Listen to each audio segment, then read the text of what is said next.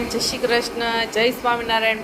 Friends આજે આપણે બપોરનું લંચ જોઈશું. તો આજે આપણે બપોરના શું બનાવ્યું છે. આજે મંગળવાર છે. બોલો શ્રી મંગળવારની જય, શ્રી મોગલ માતાની જય હો, હનુમાન દાદાની જય હો.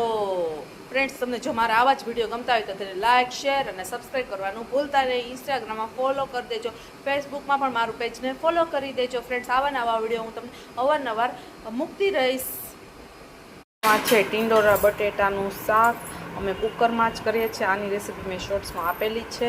ત્યારબાદ આ તુરની દાળ છે. પછી આ મિતાંશની પ્લેન દાળ છે, એ વઘારવાળી નથી ખાતો. પછી આ ભાત છે, આ ગુંદાનું અથાણું છે, આ કેરીનું અથાણું છે અને આ રોટલી છે. તમે જોઈ શકો છો આટલું જમવાનું છે. અને તમે શું બપોરના જમો છો એ કમેન્ટ કરજો. છે જાડી સેવ, તમે જોઈ શકો છો સરસ મજાની.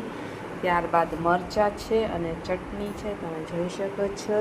આજે જાડી સેવની મોજ છે, સરસ મજાની ગરમા ગરમ છે. આવી જાઓ ફ્રેન્ડ્સ, જાડી સેવ ખાવા માટે. ખાઈ રહી છે, કેવી લાગે છે? ખાતો હા, ગરમા ગરમ છે ને. આની સાથે મરચાંની ચટણી એવા એ ન લીધું, નો ભાવે. એટલે જાડી સેવ જ ભાવે. એટલે જો મમ્મી જાડી સેવ ખાય છે ગરમા ગરમ.